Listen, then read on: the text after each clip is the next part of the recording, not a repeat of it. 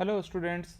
आज के इस शॉर्ट एंड पावरफुल लेक्चर में हम सीखेंगे परसेंटेज कंपोजिशन, एम्पेरिकल फार्मूला और मॉलिक्यूलर फार्मूला क्या होते हैं और इन्हें कैसे कैलकुलेट करना है। नीट, जेई और क्लास 11 सीबीएसई के लिए ये काफ़ी इंपॉर्टेंट टॉपिक्स हैं। तो चलिए बिना टाइम वेस्ट किए स्टार्ट करते हैं। First of all, percentage composition अगर हमें डिफाइन करना हो तो हम इसे इस प्रकार से डिफाइन करेंगे कि किसी भी कंपाउंड में एक एलिमेंट के कितने परसेंट मास कंट्रीब्यूशन है, that will be known as its percentage composition. यानी the contribution in percentage in molecular mass is known as its percentage composition for that element. जैसे अगर हम एक कंपाउंड कंसीडर करें, let us say if we are taking X2Y। अब X2Y के अंदर हमारे पास दो X के एटम्स हैं और एक Y का एटम है। So percentage of X in X2Y can be calculated by multiplying molar mass of X with 2 divided by 2 multiplied by molar mass of X plus molar mass of Y। ये हमारे पास molecular mass of the compound देगा and this mass fraction multiplied by 100। जैसे इसे एक simple example से हम समझने की कोशिश करें तो अगर हम बात करें H2O की, और अगर आपसे पूछा जाए कि यहाँ पे हाइड्रोजन और ऑक्सीजन के मासेस के रेशियो कितने हैं, तो हमें पता है कि परसेंटेज हाइड्रोजन निकालने के लिए हमें 2 multiplied by mass of hydrogen divided by the molecular mass of water को कंसीडर करना पड़ेगा and this whole should be multiplied by 100। वहीं पर ऑक्सीजन के लिए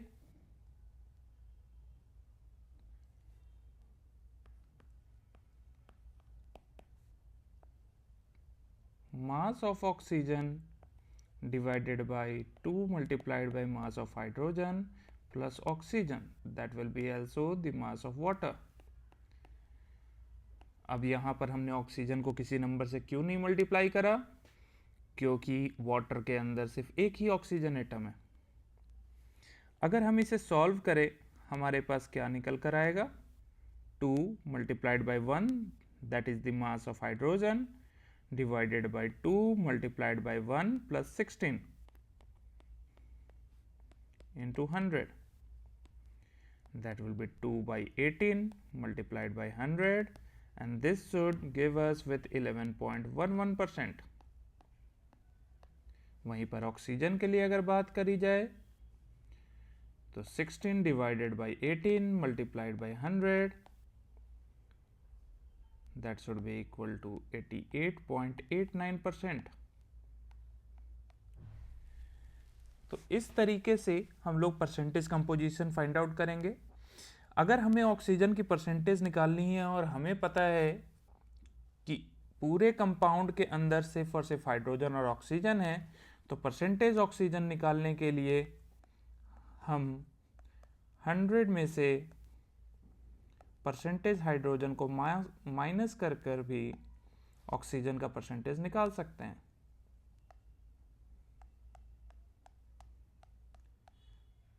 That should also give us with 88.89%। आशा करता हूं आप सभी को ये समझ आ गया होगा कि H2O के अंदर कितना परसेंट मास हाइड्रोजन का है और कितना परसेंट मास ऑक्सीजन का है। चलिए आप लोगों के लिए एक क्वेश्चन देता हूं जो कि जिसका आंसर आप सभी लोग कमेंट सेक्शन में प्रोवाइड करेंगे। आप सभी को बताना है कि कैल्शियम कार्बोनेट के अंदर कितना परसेंट ऑक्सीजन की प्रेजेंस है।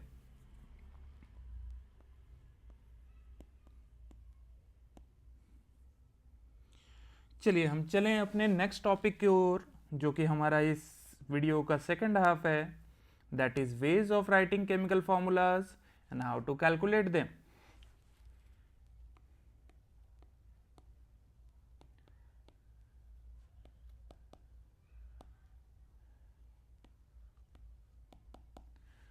So chemical formulas can be written in two manners.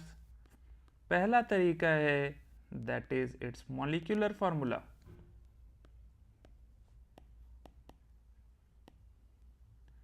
Molecular formula कैसे निकालें या क्या होता है, तो इसको ऐसे समझिए कि the chemical formula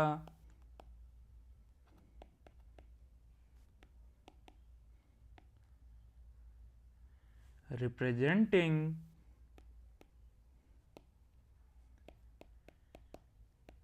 the exact composition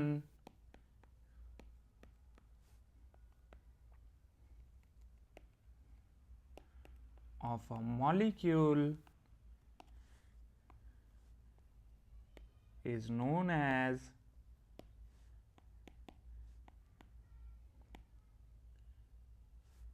its molecular formula.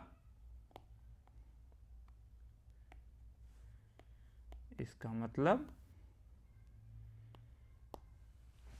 जैसे अगर हम लोग बात करें तो बेंजीन का केमिकल फॉर्मूला या molecular formula for benzene is C6H6। इसका मतलब है कि हम इस केमिकल फॉर्मूला में कितने एलिमेंट्स कार्बन के हैं और कितने एलिमेंट्स हाइड्रोजन के हैं उसे एग्जैक्टली हम रिप्रेजेंट कर रहे हैं।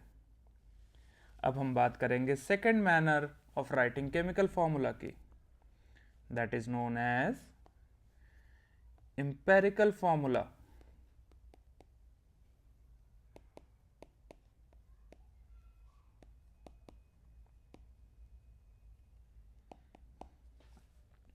सो यहां पर एम्पेरिकल फॉर्मूला में हम क्या रिप्रेजेंट करते हैं, that the chemical formula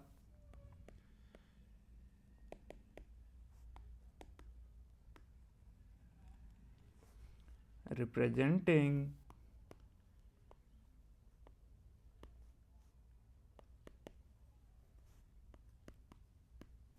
the simple whole number ratio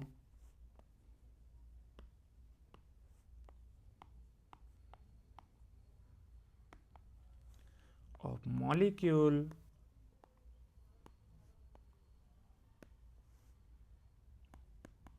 is called empirical formula.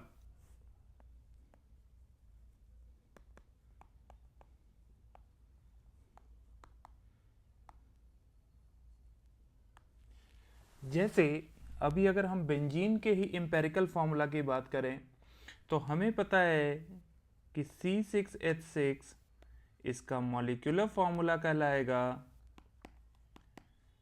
But अगर हम इसके होल नंबर रेशियो की बात करें in the simplest form then that should be 1:1 and CH should be its empirical formula. अब यहाँ पे एक काफ़ी इंपॉर्टेंट रिलेशन आप देख पा रहे होगे, और वो क्या है कि अगर हम मॉलिक्यूलर फॉर्मूला निकालना चाह रहे हैं तो that should be equal to a constant multiplied by empirical formula, right. Comment करके बता सकते हैं यहाँ पे वो कांस्टेंट क्या है। Yes, that will B correct. यहाँ बेंजीन के लिए वो कांस्टेंट होगा 6।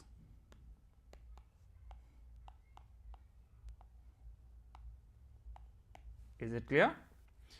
अब हमारे सामने ये क्वेश्चन आता है कि इस कांस्टेंट को हम किस तरीके से फाइंड आउट कर सकते हैं। तो कांस्टेंट को फाइंड आउट करने का तरीका है कि divide the molecular mass by empirical mass.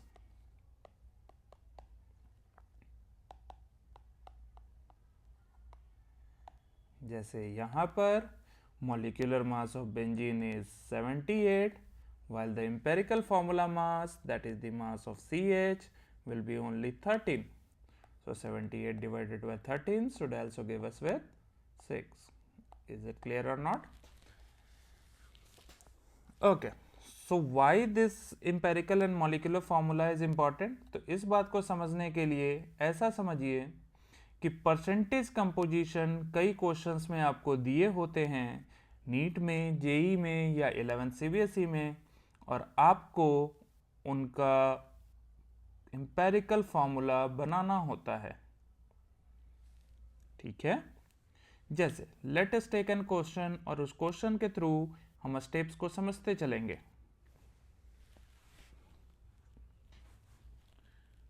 So now we are discussing percentage composition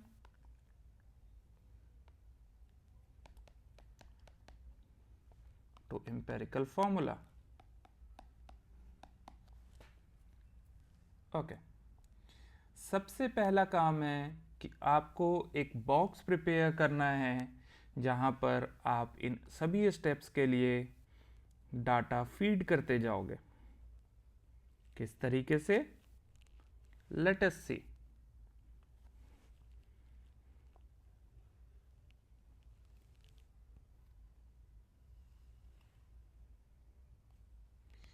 यहाँ पर मैंने एक बॉक्स बना लिया है, और यहाँ पर जब हम क्वेश्चंस कंसीडर करेंगे तो इसी बॉक्स के अंदर हम लोग डाटा को फीड करेंगे।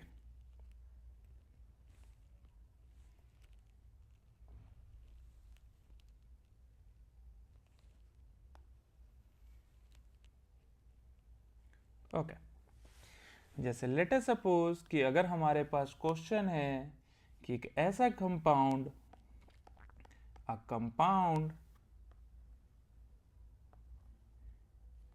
contains 40% carbon,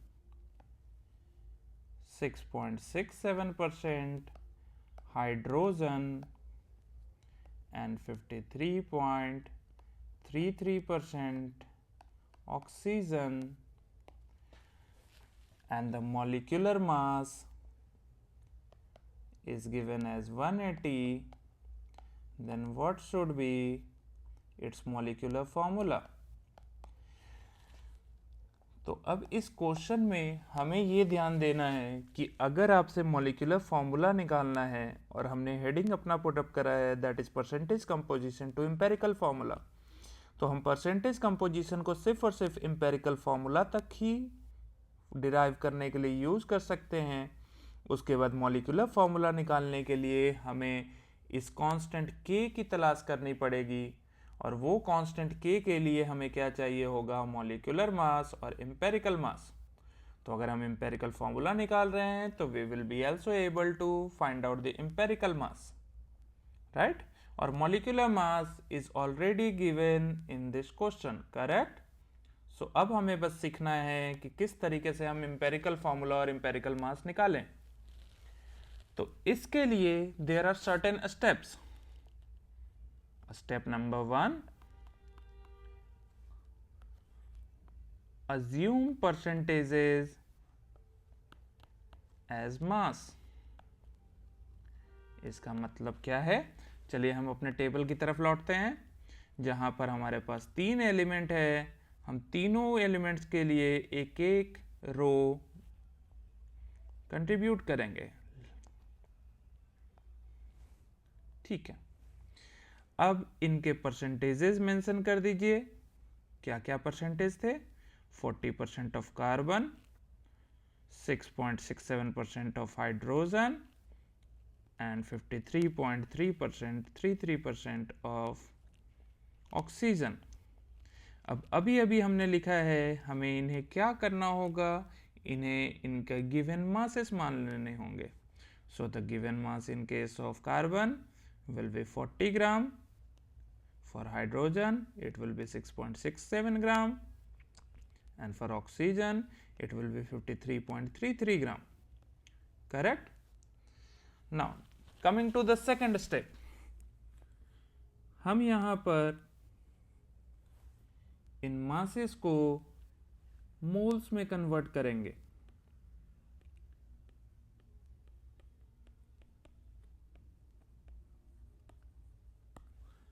मोल्स में किस तरीके से कन्वर्ट करा जाता है ये आप सभी को मैंने लास्ट वीडियो में ही बताया था, और कृपया करके उस वीडियो को ज़रूर देखें। आई बटन के ऊपर उस वीडियो का लिंक भी आ रहा होगा, वहाँ से आपको मोल्स निकालने में हेल्पफुल हो जाएंगे।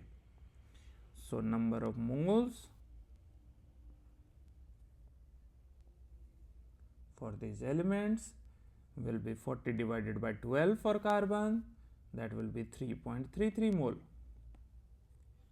Then there will be hydrogen, which will be 6.67 divided by 1, that will be 6.67 moles. And oxygen, 53.33 divided by 16, it should give us with 3.33 moles. ठीक है, तो आई होप कि ये दोनों स्टेप आपको समझ आ गए होंगे। पहले स्टेप में हमें परसेंटेज को मास कंसीडर करना था, सेकंड स्टेप में हमें उस मास को मोल में कन्वर्ट करना है। अब मास को मोल में कन्वर्ट करने का तरीका क्या है कि mole is equal to given mass by molar mass. Clear? Now coming to the third step,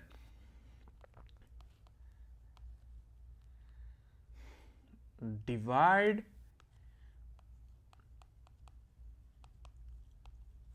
all moles by smallest one.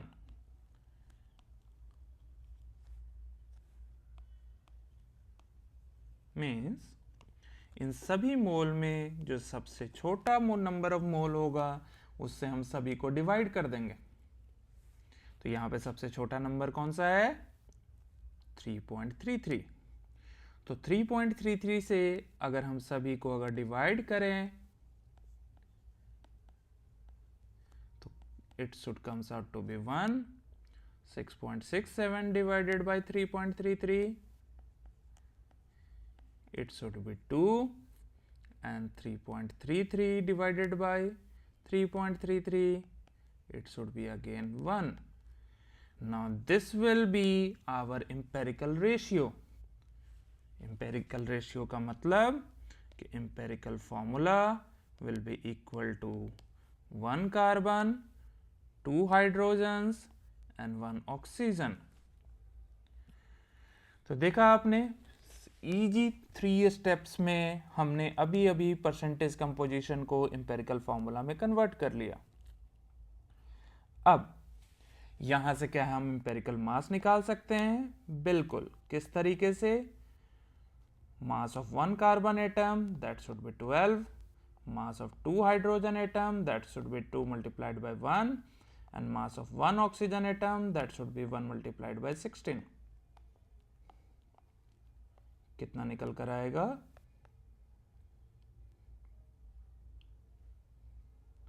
That should give us with 30 gram. Is it clear? Now, अब हमारे पास यहाँ सामने एक और दुविधा है, हमें molecular formula भी बताना है। तो अभी थोड़ी देर बात करी थी हमने थोड़ी देर पहले, that constant that should be multiplied by empirical formula can be obtained by dividing molecular mass by empirical mass, and molecular mass given over here is 180 divided by 30, and the constant comes out to be 6. So what should be the molecular formula? It should be K multiplied by empirical formula, and इसका मतलब है 6 multiplied by CH2O. This should comes out to be C6H12O6. That is also the molecular formula of glucose. तो I hope आप सभी को समझ आया होगा कि किस तरीके से हम लोग परसेंटेज कंपोजिशन को मॉलिक्यूलर फॉर्मूला में कन्वर्ट करते हैं। क्लियर?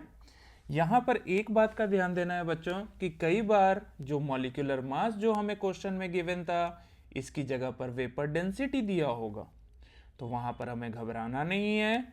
इसके लिए एक रिलेशन याद रखना है, that molecular mass is also equal to 2 multiplied by vapour density. तो अगर आपको मॉलिक्यूलर मास दिया हो या वेपर डेंसिटी, दोनों केसेस में इजीली आप लोग मॉलिक्यूलर मास निकाल सकते हो और उसकी हेल्प से मॉलिक्यूलर फॉर्मूला भी। तो आई होप यहां तक आप सभी को समझ आया होगा। चलिए कुछ क्वेश्चंस कोशिश करें और देखें जो भी आज हम लोगों ने सीखा है वो कहां पर काम में आता है। जैसे हमारे पास सबसे पहला क्वेश्चन है the percentage of oxygen in CO2। अब हमें यहाँ किसका परसेंटेज निकालना है? ऑक्सीजन का। किस मॉलिक्यूल के अंदर? CO2 के अंदर। तो हमें पता है कि ऑक्सीजन के कितने एटम्स हैं यहाँ पर? 2 एटम्स हैं।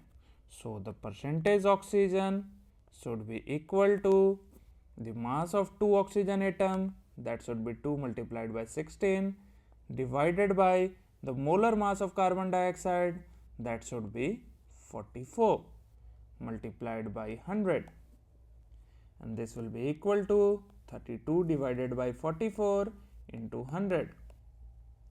कितना आना चाहिए बच्चों?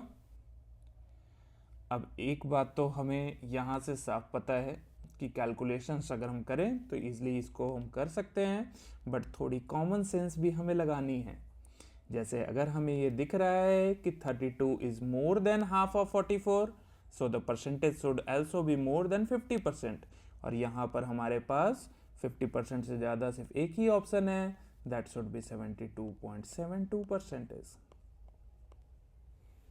Is it clear? Okay, moving to the next question. अब हमारे पास एक और बड़ा इंटरेस्टिंग सा क्वेश्चन है। कई बार जो आपने करा है उस पर भरोसा रखिए, यहाँ पर ये क्वेश्चन थोड़ा सा अलग दिख रहा होगा, बट इसे भी हम इजीली सॉल्व कर सकते हैं। हमारे पास एक कंपाउंड है जो कि 2 एलिमेंट्स A और B से बना है। A के 25% हैं और उसी कंपाउंड में B के 75% है। दोनों कंपोनेंट के हमारे पास एटॉमिक मासेस गिवन है।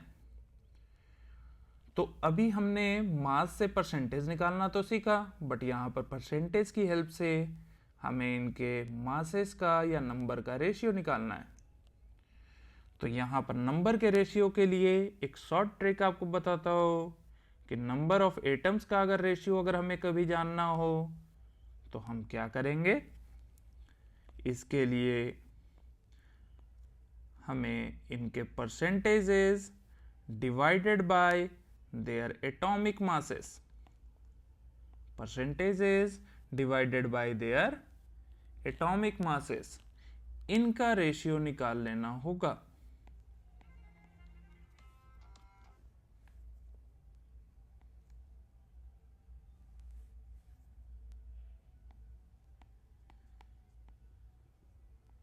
ये कितना निकल कर आएगा? It should be 2:2, and 2:2 means 1:1 ratio, and 1:1 ratio का मतलब क्या है हमारे पास कि the chemical formula should be A1 and B1, that is AB, option number 1। ये बात सभी को समझ में आ गई? चलिए अगले क्वेश्चन की तरफ ध्यान दें। तो यहाँ पर हमारे पास परसेंटेज दिए हुए हैं कार्बन, हाइड्रोजन एंड नाइट्रोजन के, और इसका एम्पेरिकल फॉर्मूला पूछा गया है। तो एम्पेरिकल फॉर्मूला निकालने की क्या ट्रिक थी? हम सबसे पहले क्या करेंगे? टेबल बनाएंगे।